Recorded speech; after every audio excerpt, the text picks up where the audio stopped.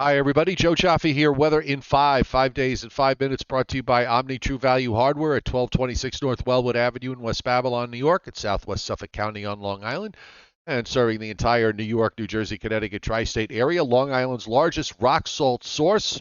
Plus, they have all the great snow and ice melt products in stock, as well as a new snowblower or two if you need it, and any other supplies that you may need to get you through the winter. 631-756-1125 for the best prices anywhere, and omnitruevalue.com is the website. Going to move myself over to the other side so you could take a good solid view of the satellite loop, which is not looping at the moment. But we are enjoying another nice day here in the Northeast, from New Hampshire down to Florida, west of the Mississippi River, other than just some patchy clouds here and there. It's a mostly sunny day, and it's a warming day as temperatures make a run for the big 5-0. And meanwhile, there's more action going on in the western part of the United States, particularly in California, as they deal with the next surge of rain.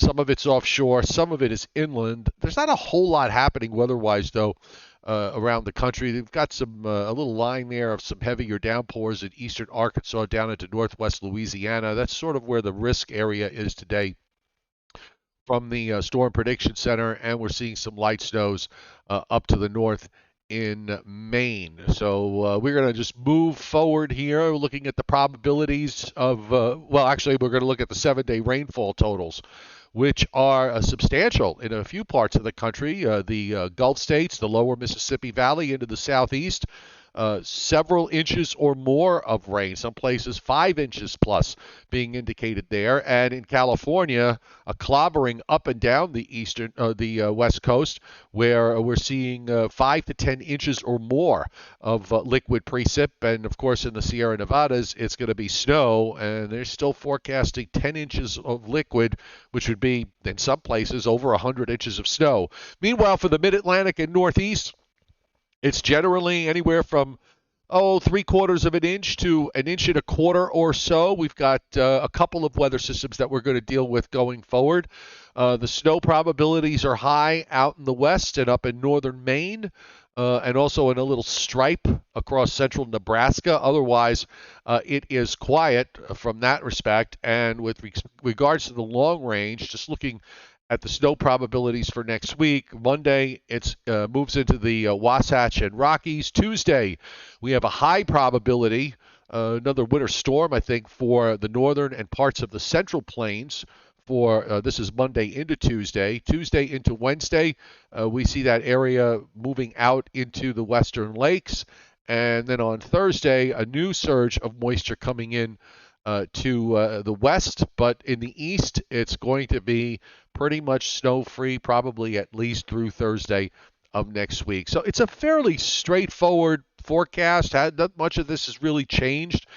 We've got the high out east of North Carolina, a nice west to southwest wind, which will boost temperatures up nicely. I think we'll be into the 50s tomorrow everywhere, and 50s to maybe near 60 for Saturday and Sunday. Now, for New Year's Eve, we do have rain coming up the coast, and it looks like the timing on this seems to be going back and forth as to whether rain arrives here during the afternoon and that is done by the time we get to midnight in most places. Today's runs were a little slower. The rain exiting maybe during the very early morning hours on Sunday before we see improving weather conditions for New Year's Day.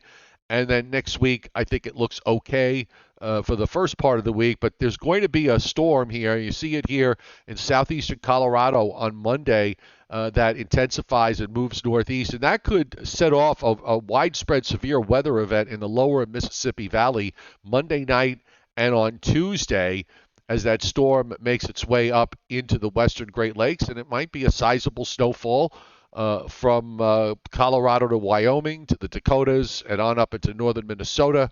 The storm track still to our west with an upper trough in the west and a ridge in the east. That pattern looks to change a bit as we move through next week. Some colder air starts to come down from Canada during the latter part of next week, and I think it gets into the east probably after Friday, January the 6th. And the model does like to hang a wave to bring in that cold air at the end of next week. It does crazy things on one run, not so crazy things on another.